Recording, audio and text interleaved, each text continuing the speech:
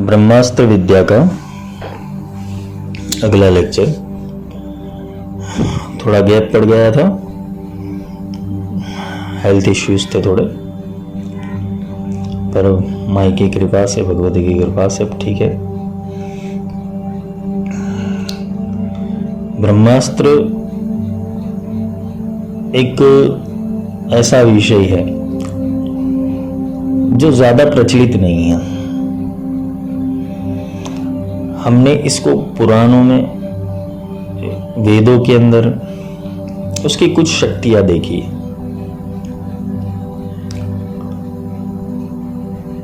यहाँ जो कथाएं बताई गई है ब्रह्मास्त्र के ऊपर, उसके अंदर जो त्रेता युग था,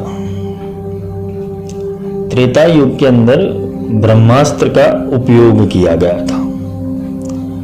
सतयुग के भीतर ब्रह्मास्त्र सिर्फ अनुसंधान के लिए रखा गया था। त्रेता में उसका उपयोग किया और द्वापर के अंदर ब्रह्मास्त्र के अलग अलग साधक पैदा हुए, जिसमें से अर्जुन, कृष्ण, भीष्म, परशुराम, अश्वत्थामा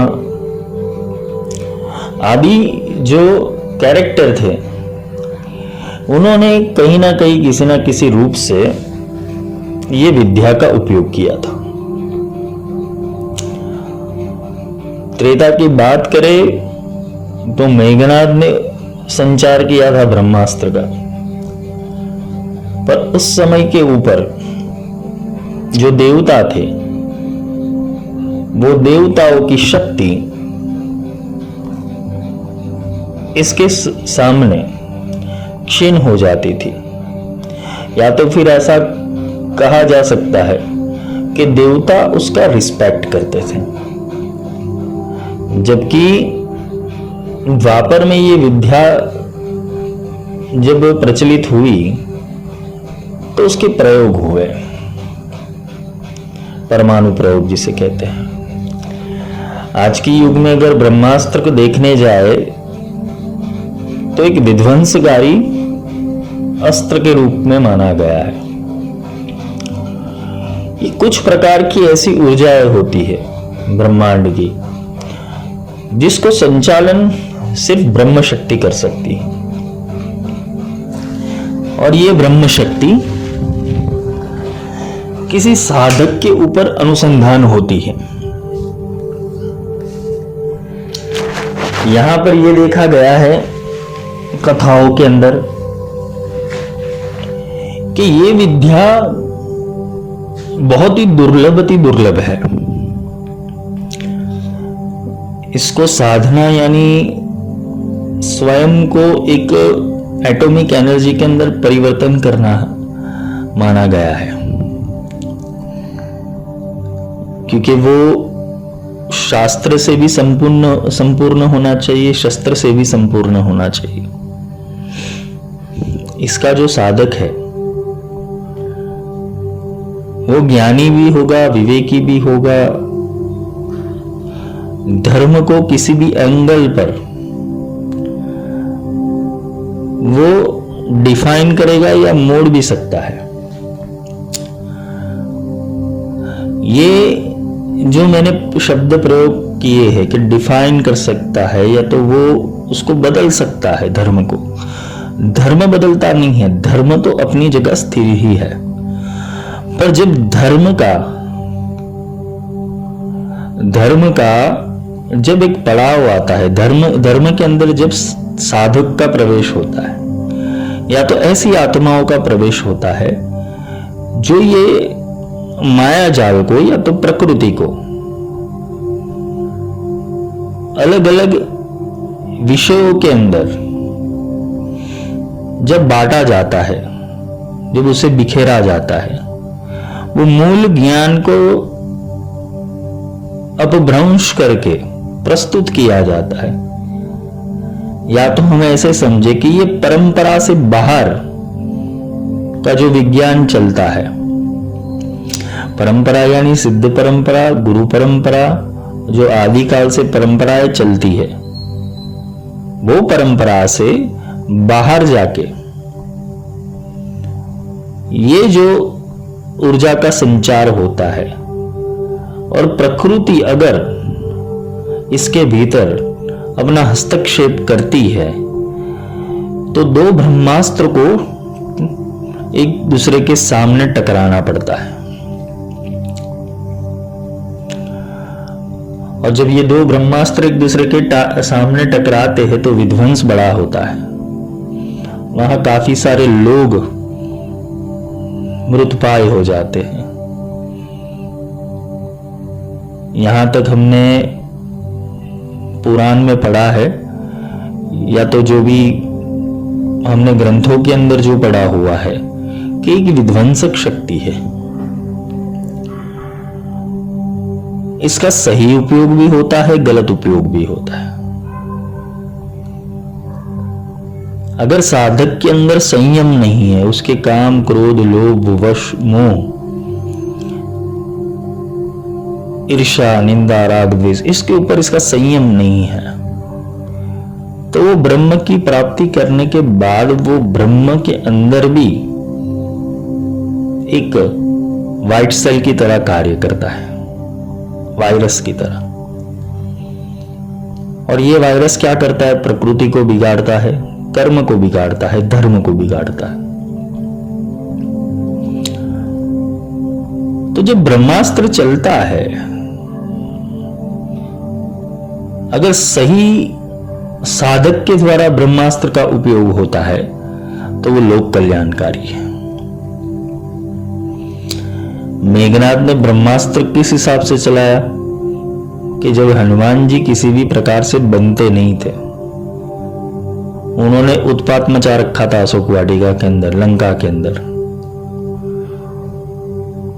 तब मेघनाद के सारे अस्त्र शस्त्र विफल हो रहे थे। यहां तक कि जो महायोद्धा थे लंका के, वो भी इनके सामने परास्त हो चुके थे। हनुमान कोई साधारण व्यक्तित्व तो थे ही नहीं, शिव के अवतार थे, रुद्र के अवतार थे। लेकिन जब मेघनाद ने उनके ऊपर ब्रह्मास्त्र का संचय किया तो उनको भी सामने नतमस्तक होना पड़ा, क्योंकि ये विद्या जो है उस समर्पण के अलावा, वो फिर आप देवता हो, सिद्ध हो, या कुछ बहुत बड़े इस यूनिवर्स के अंदर आत्मा तुम हो, ब्रह्मास्त्र के आगे नतमस्तक होना पड़ता है।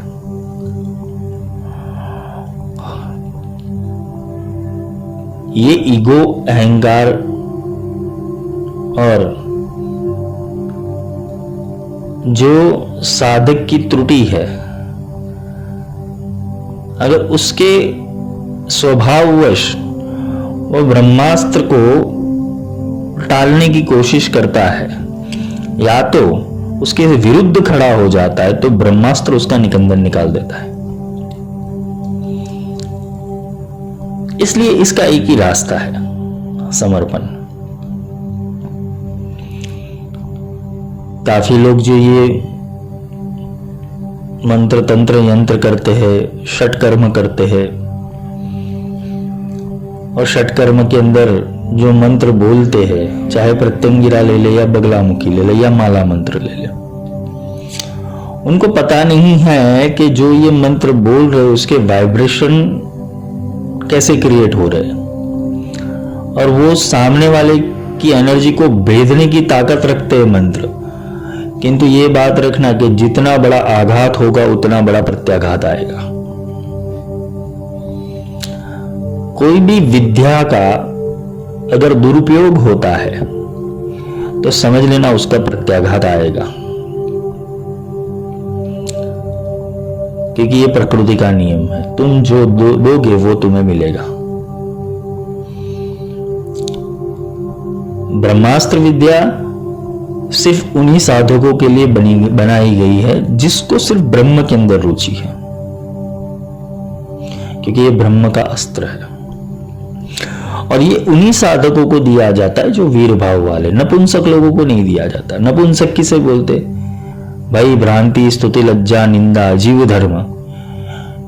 ये जीव धर्म वाले जो पशु समान साधक है, जिनकी इच्छा सिर्फ और सिर्फ कुछ प्राप्त करने की, सिद्धियां प्राप्त कर लूं, लोगों के कार्य कर लूं, लोगों को हिल कर दूं, अपनी नामना कमाओ, पैसा कमाओ, तो ये विद्या उनके ऊपर कतई नहीं चढ़ती। और ये विद्या का अगर वो उपयोग भी करता है तो उसका परिणाम वही भयंकर भुगतता है।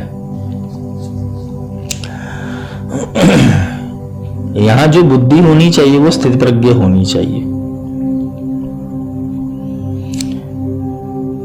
क्योंकि ये एक एटॉमिक एनर्जी है, ये बिंदु को फाड़ देती है। अगर हमें देखने चाहे तो इसकी जो ऊर्जा है वो ब्रह्म, और दूसरी बात बोला जाए कि ब्रह्म और ब्रह्मा में अंतर है। काफी बार लोग ऐसा समझते कि ब्रह्मास्त्र के ऊपर ब्रह्मा जी विराजमान होते हैं, ऐसा कुछ नहीं है। लोगों की मान्यता काल्पनिक जगत के अंदर वो इतने रचे पचे रहते हैं कि उनको पता ही नहीं कि सत्य और हकीकत क्या है।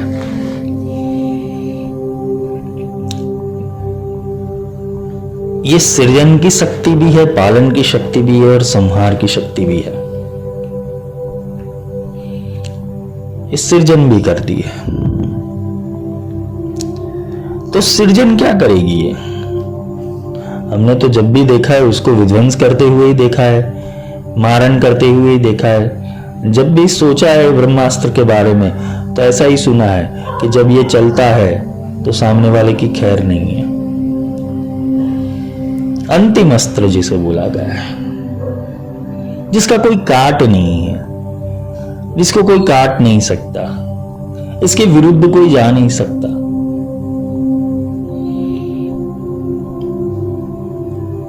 और इसके विरुद्ध जाने पर होता क्या है? वो साधक का पतन हो जाता है, वो कुल का पतन हो जाता है, वो परंपरा संप्रदाय सब फिनिश्ड हो जाता है। इसलिए सोच समझ के ये ब्रह्मास्त्र का अनुसंधान किया जाता है। बगलामुखी अंतर्गत ब्रह्मास्त्र विद्या जो है वो पहले साधक के सुख के ऊपर कार्य करती है।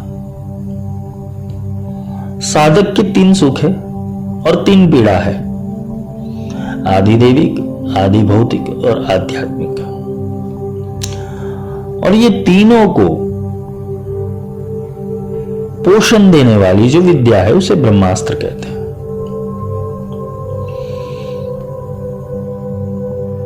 ब्रह्म को समझने हेतु वेद भी है, उपनिषद भी है, दर्शन शास्त्र भी है, ब्रह्म सूत्र भी है, सारे तंत्र है भगवान शिव के रचित। किंतु ब्रह्म कोई शास्त्र से सीखने वाला, शास्त्र से पढ़ने वाला, पुस्तक में पढ़ा हुआ कोई तत्व नहीं है। इसको समझने हेतु तुम्हें खुद उसके मय होना पड़ेगा।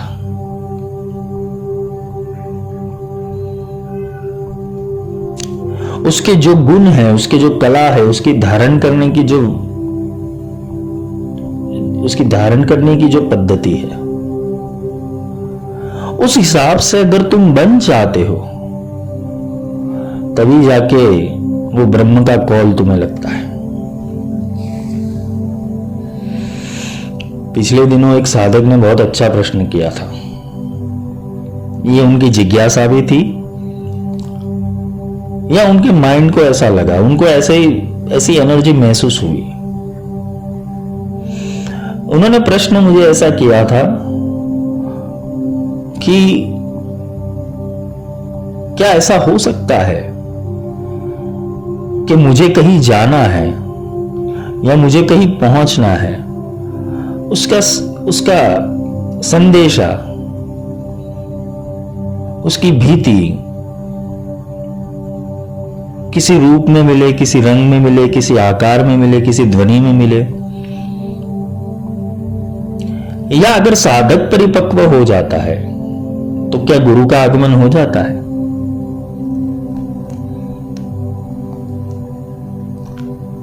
पिछले जन्म से या तुम्हारे अभी अभी जो चल रही तुम्हारी साधना है, क्या उससे कुछ संलग्नता है इसकी ब्रह्मास्त्र के?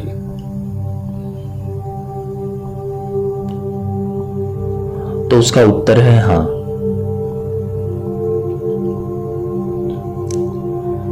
क्योंकि पिछले जन्म में जहां से साधना छोड़ी है वहां से तुम्हें पूर्ण तो करनी पड़ेगी, और इस जन्म के अंदर भी तुम माया के बंधन में तो हो ही, तुम शरीर के बंधन में तो हो ही, संस्कारों के बंधन में तो हो ही।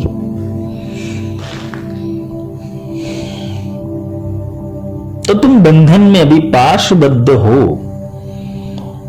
और पाशबद्ध होने के कारण ही वो ब्रह्म तत्व तुम्हारे अंदर एंटर नहीं हुआ है।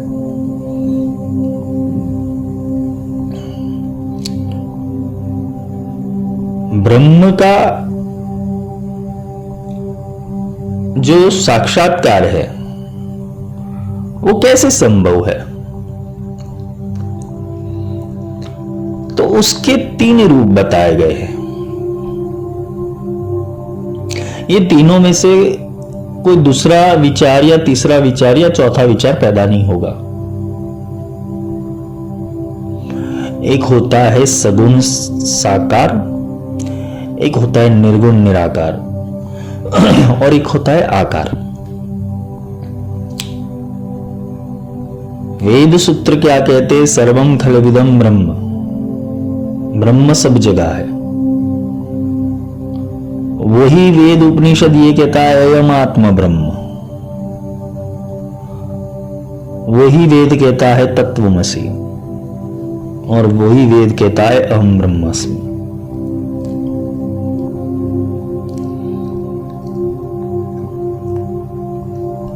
तो ये वेद ने जो सूत्र दिए वो संदेश है सिर्फ, और वो संदेश के अंदर अगर तुम्हें कोई ऐसा इंसान मिल जाता है, ऐसा गुरु मिल जाता है, ऐसा मार्गदर्शक मिल जाता है, तो तुम्हें ये चारों सूत्र तुम्हें सिद्ध करके दिखाएगा। क्योंकि हम पुस्तक पढ़ने से हमें ज्ञान मिलता है, समझ मिलती है, वो भी आवश्यक है, पर अनुभूति से तुम ये चीज की प्राप्ति कर सकते हो।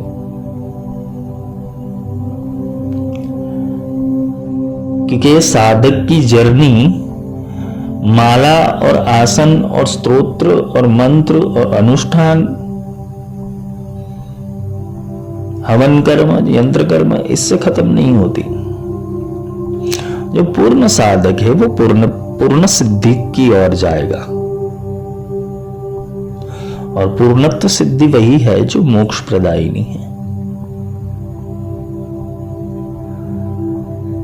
मोक्ष के भी प्रकार होते, मैंने आगे भी लेक्चरों में समझाया है। सारूप्य, सायुज्य, कैवल्य।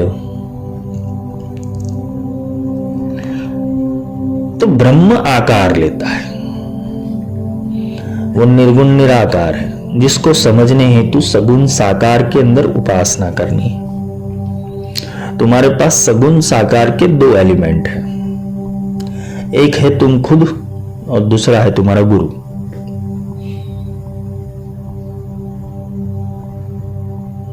क्योंकि आकार ब्रह्म नहीं ले सकता, क्योंकि वो निराकार है। वो आकार में प्रवेश जरूर कर सकता है, जैसे हम मूर्ति पूजा, यंत्र पूजा या तो मंडल पूजा, हम जो रिचुअल्स करते हैं वो भी ब्रह्म का ही भाग है, परंतु वहां ब्रह्म की एनर्जी भौतिक जगत के बाहर है, यानी तुम्हारे शरीर और उसके तत्वों से बाहर है।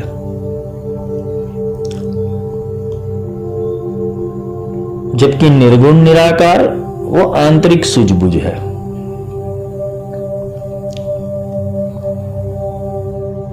तो ब्रह्मास्त्र का अनुसंधान कोई बाह्य क्रिया नहीं है, आंतरिक क्रिया ही है। वो तो किसी अस्त्र को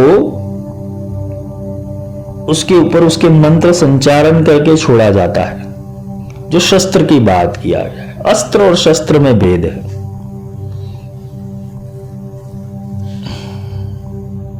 अस्त्र वो कला है और शस्त्र वो आयुध है। हम मिनी योग में करते हैं ना, अस्त्राय फट। जो अस्त्र होता है वो मंत्रों से चलता है। दिव्यास्त्र, ब्रह्मास्त्र, ये मंत्रों से चलता है। ये किसी प्रकार की ध्वनि से चलता है। ये ऊर्जा का एक प्लॉट है।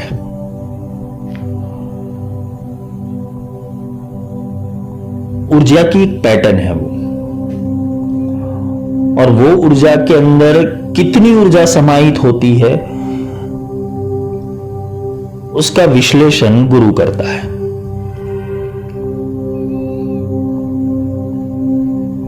क्योंकि यहां जो ये पद के ऊपर आ जाता है, ब्रह्मास्त्र सीखने के पद के ऊपर, वो साधक के कुल लक्षण होते हैं।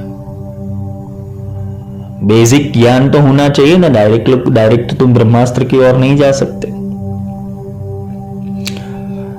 खुद तो साधक पहले अपने आप को समझने वाला होना चाहिए, गुरु को समझने वाला होना चाहिए, निर्गुण ब्रह्म का उपास्य होना चाहिए, सगुण साकार ब्रह्म को समझने वाला होना चाहिए।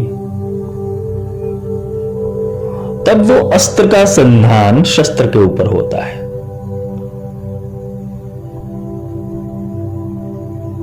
अस्त्र के ऊपर मंत्रों की संरचना की जाती है। वो स्पेसिफिक एनर्जी जो वर्ड होता है, जो शब्द, मंत्र और ध्वनि होती है, उसकी एक स्पेसिफिक एनर्जी होती है। उसको वो अस्त्र का रूप दिया जाता है।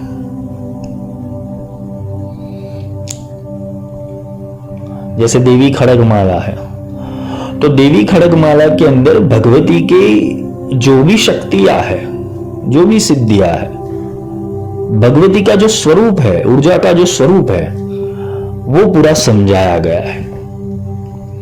साधक इसको चैंटिंग करता है बार बार, देवी खड़गमाला का, पर जो उसके भीतर जो रहस्य छुपे हुए वो नहीं जानता है।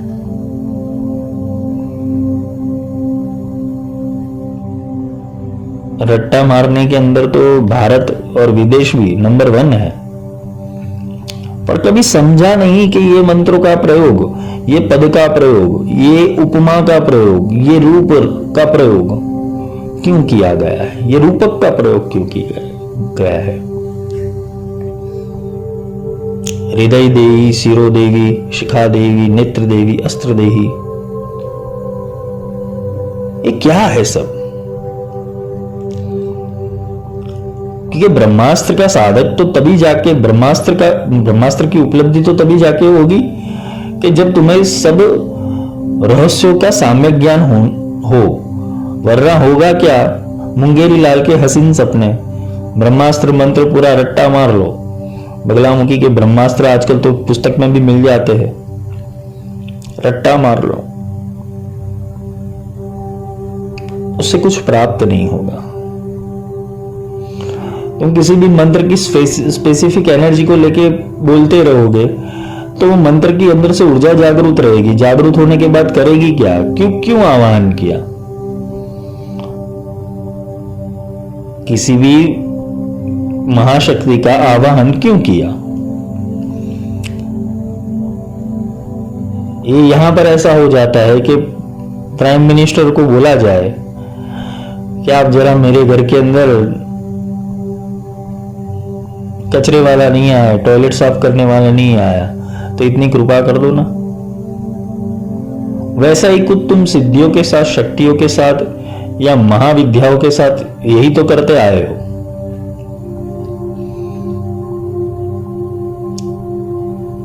महाविद्या के साथ लोग करते क्या है, मेरे कुछ काम बन जाए, पैसे आ जाए, पैसे रुके हुए, घर में झगड़े हो रहे, प्रेत दोष से, पितृ दोष से अकाल मृत्यु हो रही है, लॉस हो रहा है, संबंध भी घट रहे, वो तो सब कर्मजनित है तुम्हारा। इसमें ब्रह्म क्या करेगा? इसमें ब्रह्म अपनी शक्ति क्यों बिगाड़ेगा? बगलामुखी में तो बोला है स्वमंत्र रक्षणी विद्या, वो तो खुद का रक्षण खुद ही करती है। तो फिर ये लोगों के दिमाग के अंदर कैसे उतरा कि तुम ये मंत्र कर दो तो तुम्हारा काम सफल हो जाएगा? ये कौन उतार रहा है? ये प्रोग्रामिंग है सब।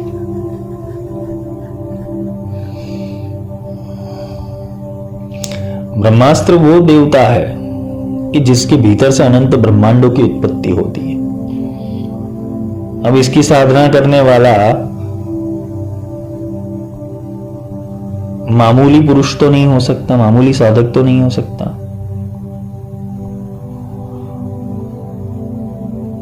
फाइव स्टार होटल में जाने के लिए भी तुम्हें कपड़े तो अप टू डेट पहनने पड़ेंगे तो एंट्री मिलेगी।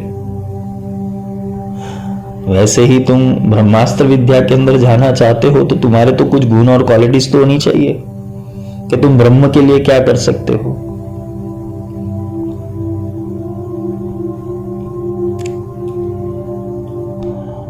तो जब ये संचार होता है ना, ब्रह्मास्त्र संचार होता है, तो उसी के ऊपर होता है जो दिल से निर्मल है, जिसके भीतर निष्पाप निष्कपटता है, जो सत्य का साथ दे रहा है, जो धर्म का साथ दे रहा है,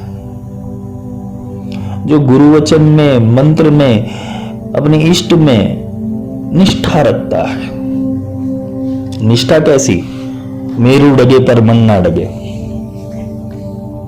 चाहे पर्वत हिल जाए, तुम्हारे सामने ब्रह्मांड भी फट जाए, फिर भी तुम्हारा मनोबल गिरना नहीं चाहिए, तभी जाके तुम ब्रह्मास्त्र के ऊपर आरूढ़ हो सकते हो। जीवन में चुनौतियां आएगी ही आएगी, याद रख लेना। अगर तुम्हें जीवन के अंदर साधना करने के बाद परेशानियां नहीं आ रही तो तुम गलत रास्ते के ऊपर हो, तुम्हारा रास्ता ही गलत है। तुम वीर भाव की साधना नहीं कर रहे, नपुंसकों की साधना कर रहे हो।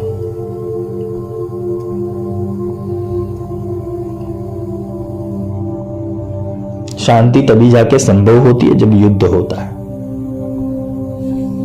तुम्हारा कुरुक्षेत्र जो शरीर है तुम्हारा, और तुम्हारी भीतर रहा हुआ साक्षी जो सारथी है तुम्हारा, और पंच इंद्रिया जो पांडव है, ये महाभारत को जीतना पड़ेगा तुम्हें। पूर्ण शांति के लिए युद्ध आवश्यक है, और युद्ध तुम्हें खुद के और ही छेड़ना है। खुद के शरीर के प्रति, खुद के मन के प्रति, खुद के दुर्गुणों के प्रति तुम्हें यहां युद्ध छेड़ देना है। इसे बगावत कहते हैं, इसे ही रिबेलियस कहते हैं। तुम्हें यह बगावती बनना पड़ेगा, छेड़ देना पड़ेगा अपने विरुद्ध युद्ध कि मैं किस मामूली कक्षा का जीव हूं जो मुझे इतना रोना आता है। बीमार हो गया तो रोने लगा, पैसे चले गए रोने लगा, संसार टूट गया रोने लगा। साधक इतनी सूक्ष्म कामनाओं के अंदर अपनी ऊर्जा बिगाड़ता है। स्टेबिलिटी तो ब्रह्मांड की नहीं है, तुम अपने जीवन में कैसे स्टेबिलिटी ला पाओगे? पृथ्वी की खुद की स्टेबिलिटी नहीं है, वो भी किसी ना किसी डिग्री के ऊपर हिलती डुलती रहती है। तुम किस चीज के अंदर स्टेबिलिटी लाना चाहते?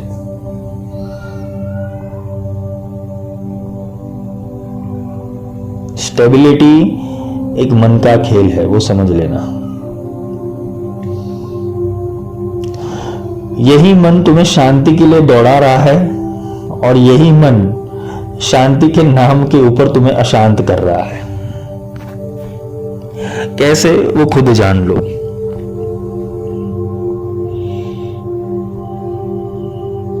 मेरा ये काम हो जाए फिर जीवन में शांति, फिर ये काम हो जाए जीवन में शांति।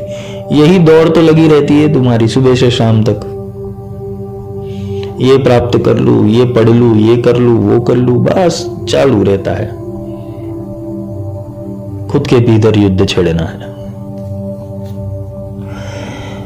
हर किसी को चाहिए कि मैं सत्य की प्राप्ति करूं, हर किसी को चाहिए। सब लोग यही चाहते हैं कि मुझे सत्य की प्राप्ति करनी है। पर सत्य जब सामने आता है तो तुम्हें वो फीका लगता है। ना वहां कोई क्रिया है, ना कोई मंत्र है, ना कोई जप है, ना कोई वर्कशॉप है, ना ही कुछ बोलते ना कि मन को लुभाने वाली बातें हैं। सत्य सीधा और स्ट्रेट है।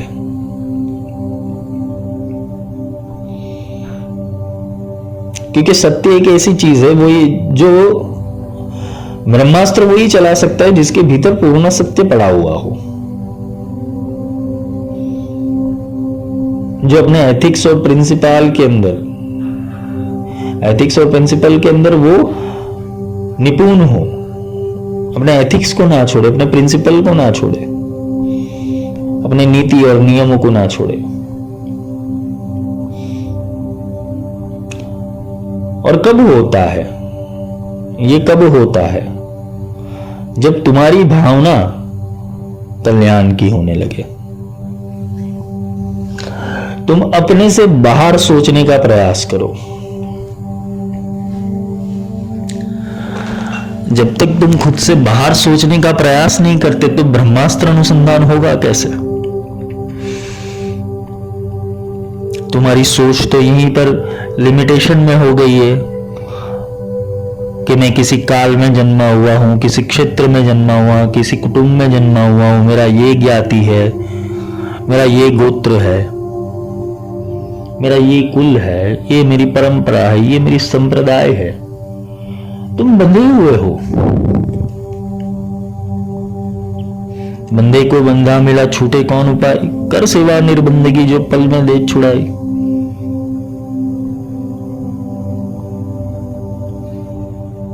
एक फैसिनेशन हो गया है लोगों को ब्रह्म की जानकारी, या तो ब्रह्म उपदेश, या तो ब्रह्म की उपासना का एक फैसिनेशन हो गया है। और लोगों को ऐसा ही है कि ऐसे पथ के ऊपर चलने से ही ब्रह्म की प्राप्ति होगी। ऐसा नहीं है। जामिया सागर ब्रह्म का, बीच प्यासा मरे संसार। ब्रह्म तो हर जगह है। तो हर जगह जो ब्रह्म व्याप्त है, तो हर जगह से वो मिल सकता है। ये कोई क्यों नहीं सिखाता? क्योंकि लोगों को खुद की परंपरा के अंदर रुचि है, खुद के परिवार या समुदाय बढ़ाने के अंदर रुचि है। तुम जो भी अवस्था में अंदर हो, वो अवस्था के अंदर शुरुआत करो। तुम्हें अपनी सोच गहरी बनाने की जरूरत है, ना किसी की उधार लेने की। मैं तुम्हें जगा सकता हूं, सिर्फ चला नहीं सकता। जगाना मेरा काम है, चलाना मेरा काम नहीं। चलना तो तुम्हें खुद पड़ेगा।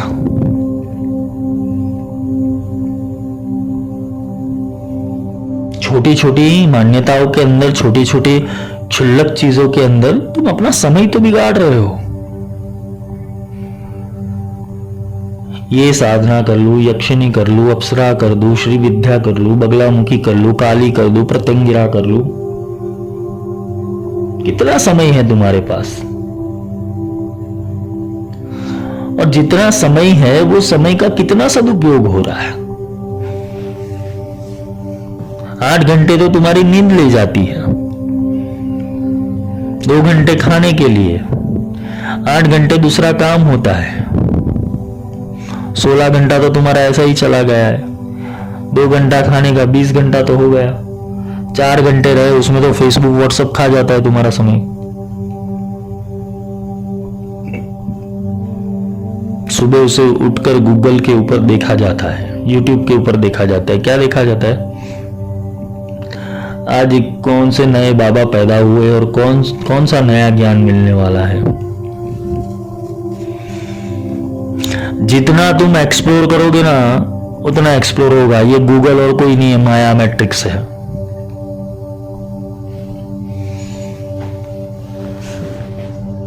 जितना एक्सप्लोर करोगे, ये तो माया जाल है पूरी।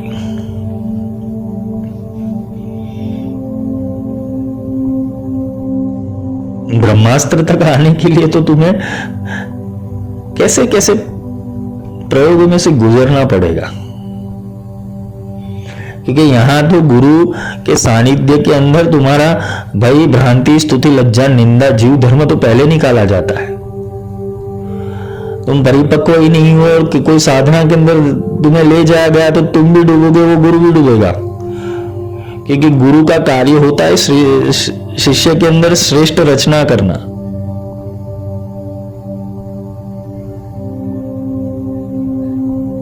उसे ब्रह्म के लायक बनाना, ब्रह्म अवतरण के लायक बनाना, ये गुरु का कार्य होता है। गुरु का कार्य फैसिनेशन वाला नहीं है कि तुम्हें 10 साधना दे दे, उसके अंदर 10 फैंटेसी वर्ल्ड क्रिएट कर दे तुम्हारे लिए और तुम्हारे मन को हिप्नोटाइज करके अलग अलग रूप और रंग से तुम्हारा शोषण किया जाए। ये गुरु का कार्य नहीं है। गुरु का कार्य एक ही बीज वाला होता है, वो ब्रह्म का बीज, और यही बीज से सब उत्पत्ति होती है। यही बीज से ब्रह्मास्त्र भी उत्पन्न होता है।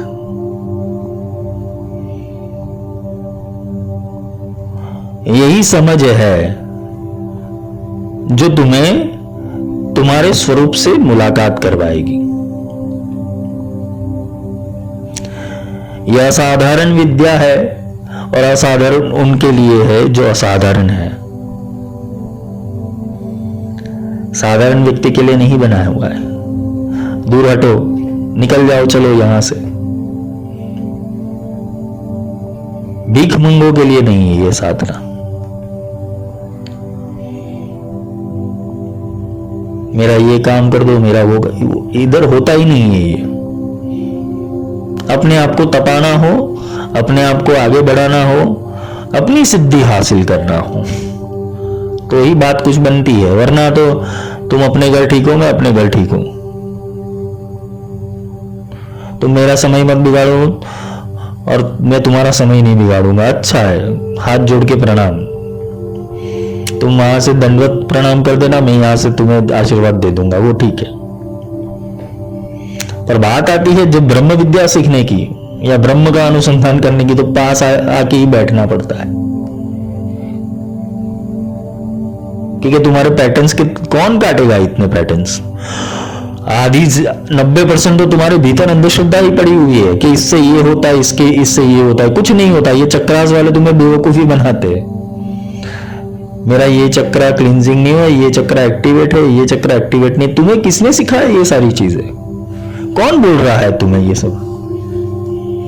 अगर चक्र एक्टिवेट नहीं होता तो तुम मर चुके होते। इनबैलेंस है, हीलिंग वाला नहीं है, हिल करना पड़ेगा।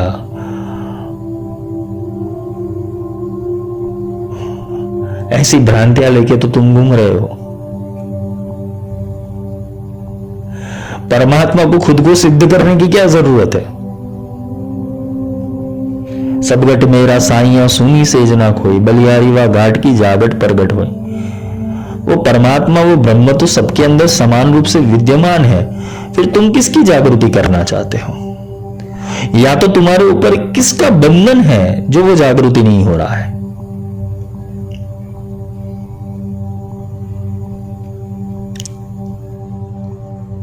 अगर तुम्हें स्वरूप का ज्ञान हो जाए तो तुम पल में पहुंच जाते हो। तुम सारी माया खत्म, सारा मैट्रिक्स खत्म।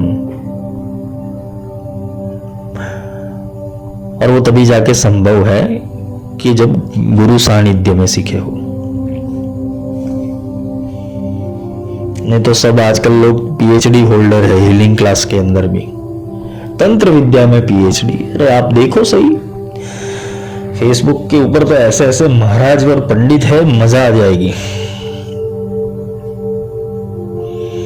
अच्छा तिलक लगाएंगे, रुद्राक्ष की माला पहनेंगे, अच्छा फोटोशॉप मेकअप सब कुछ अच्छा अच्छा करेंगे, प्रेजेंटेशन अच्छा बनाएंगे। फिर उनको अगर उनके सामने कोई बोलते ना कि ब्रह्म बीज वाला आ गया, तो खैर नहीं होती उनकी। ब्रह्म बीज वाला जो होता है वो अनुभवजन्य होता है, ना कि पुस्तक पढ़ा हुआ होता है। पोथी पढ़ पढ़ जग मुआ, कितना करोगे?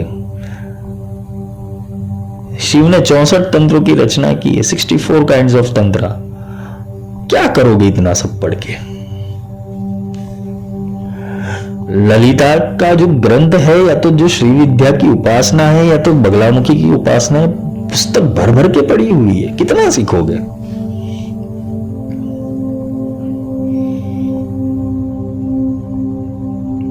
मूल ज्ञान नहीं है, बेसिक ज्ञान नहीं है। जब तक बेसिक नहीं है तो इमारत कहां खड़ी होने वाली है? तुम्हारी नींव ही मजबूत नहीं है। साधक तपे बिना कैसे सोना बने? और लोगों को तपना नहीं है, लोगों को एनर्जी एक्सचेंज करवाना है। तुम पैसे दे दो, मैं तुम्हें सिखाऊंगा। ये फालतू लोगों की काम है, जिनके कुछ एथिक्स नहीं है, खुद के प्रिंसिपल नहीं है, वो लोग ऐसे सिखाने बैठते हैं। और परंपरा क्या कहती है? शिष्य की पात्रता देख के ही दो।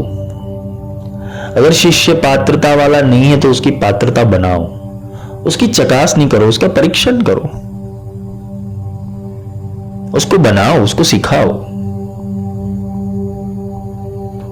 कोई सिखा हुआ नहीं होता, बस सिखाना गुरु का काम है ना। तो गुरु सिखाता है कैसे चलना है इस मार्ग के ऊपर। रही ब्रह्मास्त्र की बात, तो ब्रह्मास्त्र के लिए ऐसे ही वीरों की जरूरत रहती है जिसके लिए गुरु आज्ञा सर्वोपरि हो, ब्रह्म आज्ञा सर्वोपरि हो, इष्ट आज्ञा सर्वोपरि हो। अथा तो धर्म जिज्ञासा, अथा तो ब्रह्म जिज्ञासा।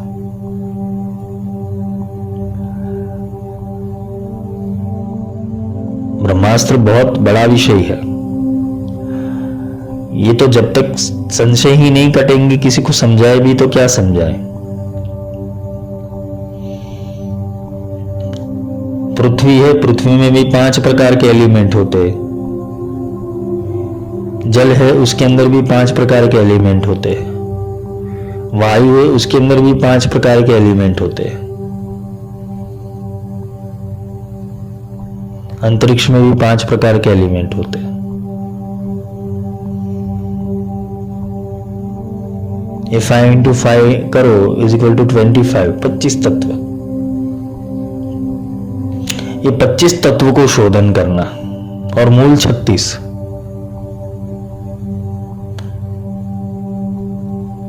उत्क्रांति होने के बाद जब साधक एक लेवल के ऊपर पहुंच जाता है, पिंड तक 25 तत्व है और पिंड के बाहर 36 है।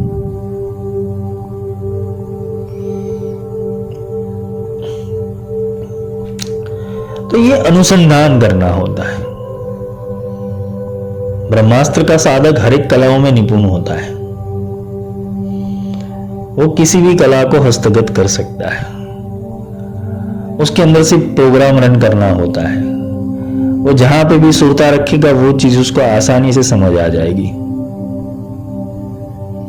वो चाहे वेद ले ले, उपनिषद ले ले, दर्शन शास्त्र ले ले, कोई भी सूत्र पढ़ेगा उसको आसानी से उसका सम्यक ज्ञान मिल जाएगा।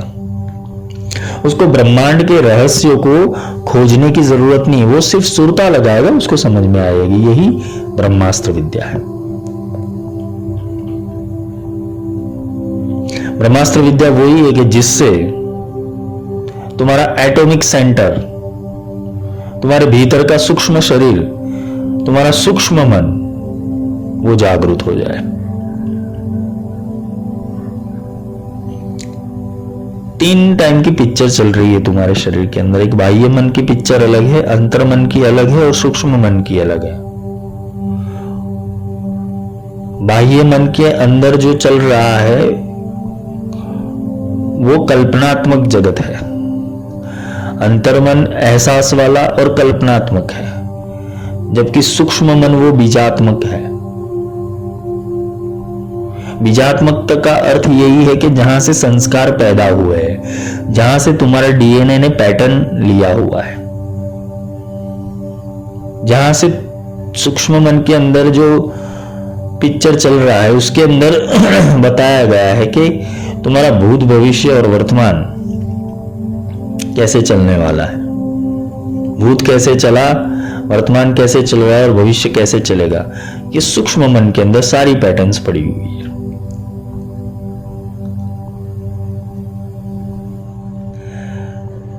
टेलीपैथिक प्रोग्रामिंग होता है यहां पर। टेलीपैथिक भी होता है, टेलीपोर्टिंग भी होता है। टेलीपैथिक किस हिसाब से होता है? जैसे किसी चेतना का जन्म हुआ, इस पृथ्वी के ऊपर अवतरित हो गया वो। अब उसको भी जीव भाव तो है ही। वो चेतना जीव भाव के अंदर जब तक रहती है तब तक उसके अंदर जीव का प्रोग्रामिंग चलता है। जैसे जैसे जीव के अंदर से वो ब्रह्म ने आवाज देना शुरू कर दिया, तुम्हारी खोज बदल जाएगी, तुम्हारा दिशा परिवर्तन होगा। जब दिशा परिवर्तन हो जाता है तो तुम्हारा कम्युनिकेशन सूक्ष्म मन से शुरू हो जाता है, और सूक्ष्म मन से जैसे ही वो शुरू हो जाएगा तो तुम्हारे आसपास का जो क्रिएशन है अंतर्मन वाला, वो बदलना शुरू हो जाएगा, तुम्हारे भाव बदलना शुरू हो जाएंगे, और बाह्य रूप से तुम्हें ऐसे वातावरण वाले इंसान मिलेंगे। पर यहां पे जो सूक्ष्म मन भी है ना, वो माया का बहुत बड़ा खड्डा है। तुम्हें मिलेगी भी वही जो तुम्हें भ्रमित कर सके। और सूक्ष्म मन से जहां बहुत गहरी अवस्था के अंदर वो एनर्जी निकलती है, वो एनर्जी पोर्टिंग होती है, तो किसी ना किसी गुरु के संपर्क में भी वो आती है।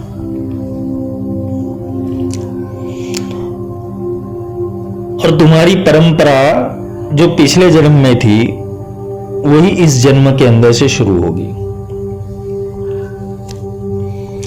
यहां साधक के अंदर कोई लिंग से कोई लेना देना नहीं है, स्त्री हो पुरुष हो किन्नर हो, इससे कोई लेना देना नहीं है। या आत्मा और उसके जीव भाव के जो संस्कार होंगे उस हिसाब से उसकी पैटर्न देखी जाती है,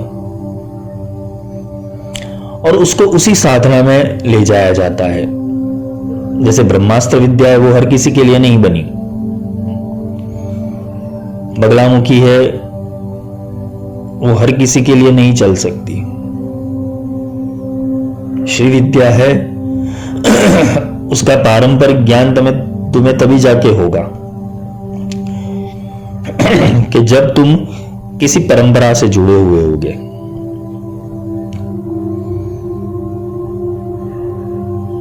जहां हजारों ब्रह्मांडों की बात होती हो, जहां पैरेलल यूनिवर्स की बात होती हो, वहां कौन सा कुल, कौन सा संप्रदाय देखने जाओगे। यहां आत्मा से आत्मा का कनेक्शन होता है। तो जो तुम्हारा गुरु होगा वो आत्मा भाव से ही जिएगा और तुम्हें भी वही सीख देगा। क्योंकि अगर तुम्हारे अंदर कुछ ट्रांसप्लांटेशन करना है तो तुम्हें भी वैसा ही बनाया जाएगा, एक अदर यूनिवर्स के लिए।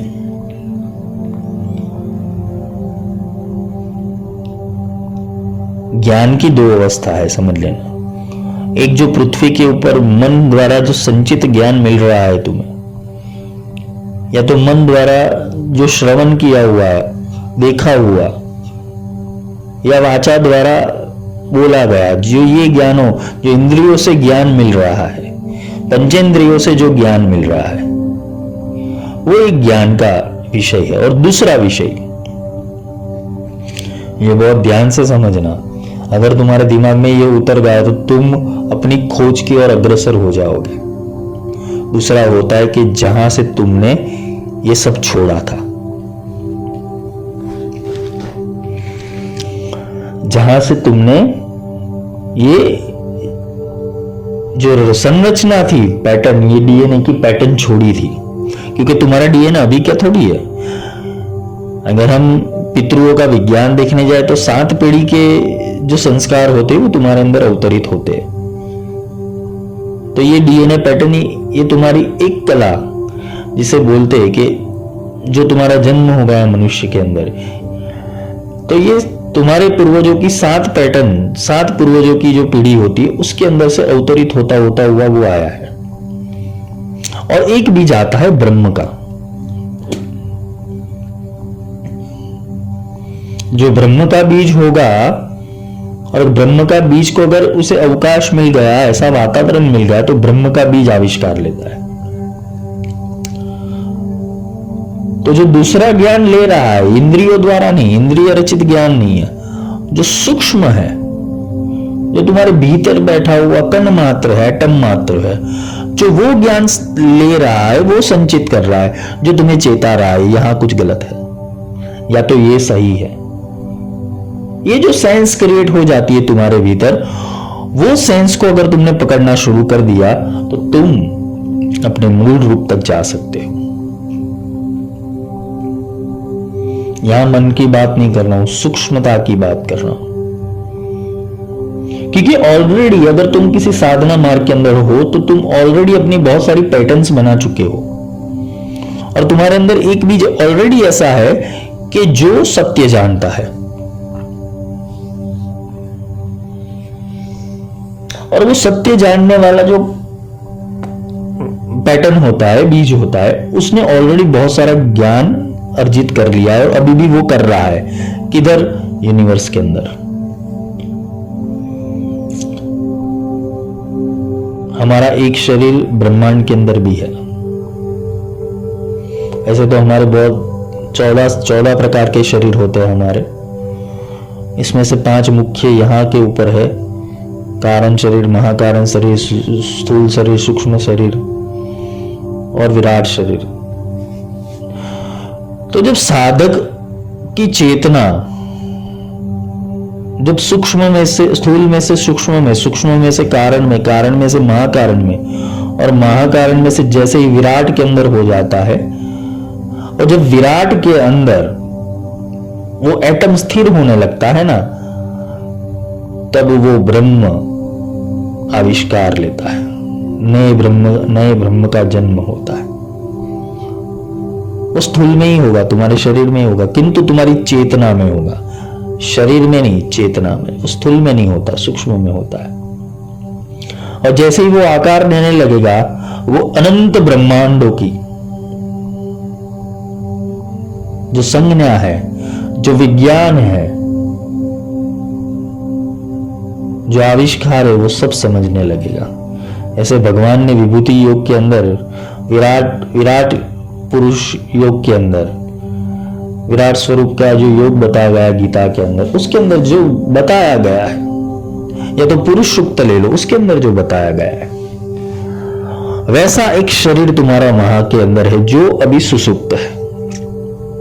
अभी तुम साधना मार्ग में, वो शरीर सुसुप्त है, उसके अंदर सिद्धियां पड़ी है, उसके अंदर जन्म जन्म के पुण्य संचित है, लेकिन वो तभी जाके एक्टिव होता है जब वो गुरु एक्टिव करता है, क्योंकि इसका पासवर्ड गुरु के पास होता है। काफी लोग पूछते हैं कि इतनी छोटी सी उम्र के अंदर कैसे सब कुछ संभव हो गया। वो प्रकाश जब मिल जाता है और वो शरीर, ऊपर वाला शरीर जागृत हो जाता है, जिसके अंदर ये पंच तत्व नहीं है, 5 एलिमेंट वाला नहीं है, वो चेतना रूप में अंदर वाइब्रेशन के रूप में है वो शरीर, वो जागृत हो गया। इसे ही बोलते हैं जागृति ही महादेवी जप सिद्धि गुरुश्व में। तो जब ये विराट शरीर तुम्हारे भीतर जागृत हो गया, तो तुम ब्रह्म का सगुण साकार स्वरूप बन जाते हो। और जैसे जैसे वो एलिमेंट्स तुम्हारे अंदर ऑटोमेटिकली आने लगेंगे, तुम्हारा बदलाव ऑटोमेटिकली होगा। ये कोई सिखाने वाली चीज नहीं है, ऑटोमेटिक। समर्पण भी ऑटोमेटिक होगा, प्रेम भी तुम्हारे भीतर ऑटोमेटिक प्रकट होगा, तुम्हारे अंदर आनंद भी, सब ऑटोमेशन के ऊपर हो जाएगा। क्योंकि वो शरीर एक्टिवेट हो गया तो उसके सारे गुण और कला तुम्हारे भीतर आ जाएंगे। है वो तुम्हारा ही शरीर, तुम उसे छोड़ के आए हो। साधकों की बात कर रहा हूं, आम मनुष्यों की नहीं, या तो जिसने शुरुआत की उसके लिए नहीं, लेकिन जिसको पता चल जाता है अपने एहसासों से, जिसको कुछ फ्रीक्वेंसी मेल खा जाती है, जिसका ऑटो ट्यूनिंग हो चुका है यूनिवर्स से, तो पकड़ लेता है। वो ये ट्रांसमिशन पकड़ लेता है कि हाँ ऐसा हो सकता है या तो ऐसा है। कभी कभार तुम जिस जगह के ऊपर बैठे हो और तुम्हारे आसपास जो भी घटनाएं चल रही होती है तो तुम्हें ऐसा एहसास होने लगा कि हाँ ये पहले भी हो चुका है मेरे साथ, ये तो मुझे पता था ये होने वाला है, अभी तो मैं यहां से गुजरा था, ये वापस कैसे आ गया यहां पे। ये एहसास होने लगेंगे। तुम 3 घंटे का रास्ता काटो ड्राइविंग करते करते हुए, जहां स्थूल शरीर तुम्हारा 3 घंटा ड्राइविंग कर रहा है, किंतु जब तुम अपने डेस्टिनेशन के ऊपर पहुंच जाते हो और तुम घड़ी देखते हो तो तुम्हें लगता है सिर्फ 2 मिनट के अंदर यहां पे पहुंच गया हूं, 5 मिनट के अंदर पहुंच गया हूं। तुम्हें पता नहीं चलता, तुम्हारा शरीर भाव छूट गया है, मन भाव छूट गया है, तुम्हें टाइमिंग का पता नहीं चल रहा है। समय बहुत स्पीड में जा रहा है या तो समय बहुत स्लो में जा रहा है तुम्हारी लाइफ के अंदर।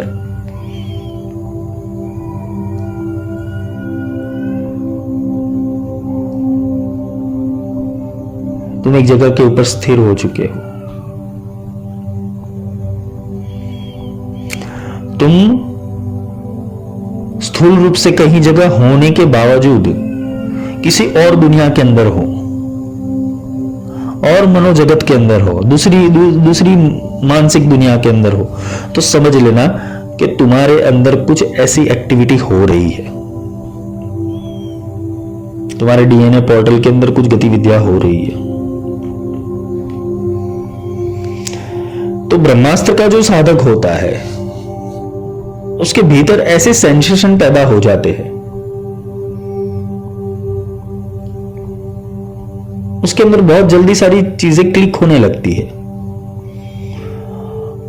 वो किसी भी चीज वस्तु को समझने के लिए बहुत सारा टाइम भी ले लेता है। कभी कभार क्या होता है कि 1 सेकंड में वो चीज समझ में आ जाती है कि हाँ ये ऐसा है। तो तुम्हारा स्थूल जगत और सूक्ष्म जगत, इसके अंदर इनबैलेंस जब हो जाता है तो तुम्हारी दोहरी जिंदगी हो जाती है। काफी बार क्या होता है कि तुम अगर सूक्ष्म में ज्यादा प्रवेश करने लगे तो तुम बहुत शांत और काम हो जाओगे, दुनिया की कुछ पड़ी नहीं होगी, बस तुम अपने चिंतन के अंदर रत रहोगे। और चिंतन भी 6-7 घंटे करोगे और तब भी पता नहीं चल गया इतना समय चला गया। तो वहां तुम्हारी आत्मा ट्रैवलिंग कर रही होती है।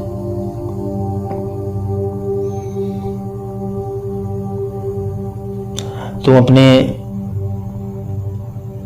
बचपन के दिन देखो, बाल्यकाल के दिन देखो और अभी के दिन देखो, तुम्हारा कितना जल्दी ट्रांसफॉर्मेशन हो चुका है। 1 सेकंड के अंदर तुम्हें पता चल जाएगा, हाँ मैं छोटा था, फिर स्कूल गया, फिर कॉलेज गया, फिर शादी हुई, अभी ये हूं। कितना जल्दी समय निकल गया, मानो तो पूरी एक जिंदगी चली गई।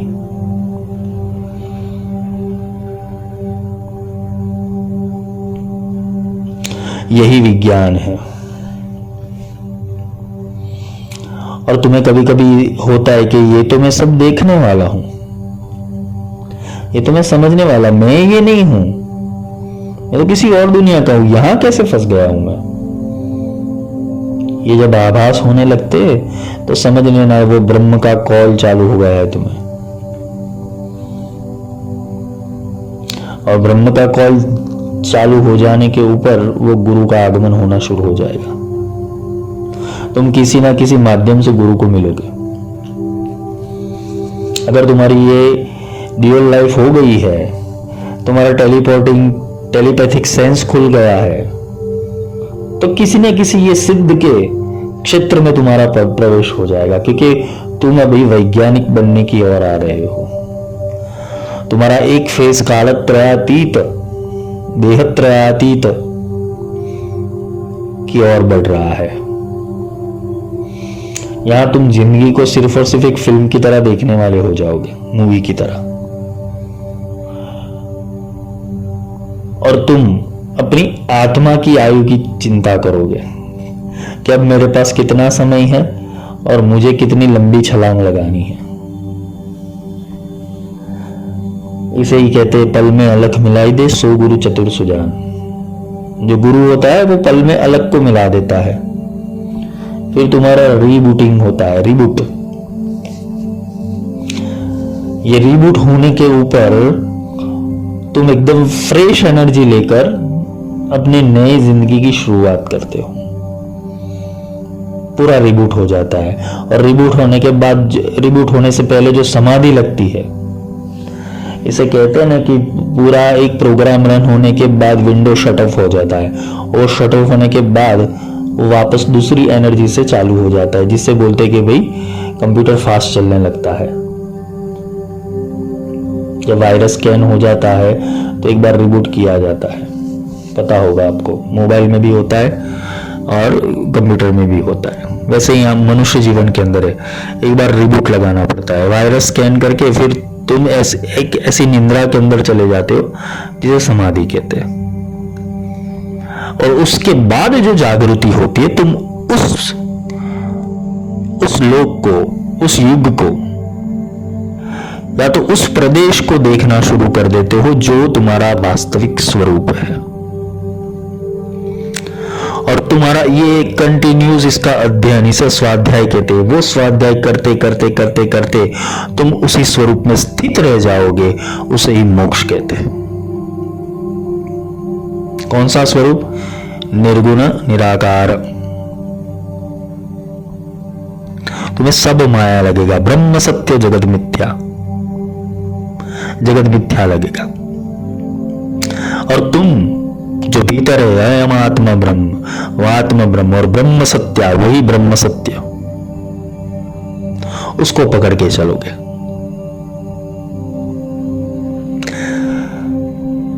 इसीलिए मार्गदर्शक और गुरु की जरूरत पड़ती है। और ये तभी जाके संभव होता है तुम्हारे जीवन में, ये बदलाव तभी जाके कोई कर सकता है कि जब तुम अपनी दृष्टि सत्य की ओर लगाओ, ना कि फालतू चीजों के अंदर। ब्रह्मास्त्र विद्या का आज का जो लेक्चर था बस यहां तक। कल समय मिलने के ऊपर ब्रह्मास्त्र का जो आगे का अध्ययन है, शरीर विज्ञान, पंचीकरण जिसे कहते हैं, उसका रहस्य हम कल लेंगे। आज के लिए इतना ही। जय माई की।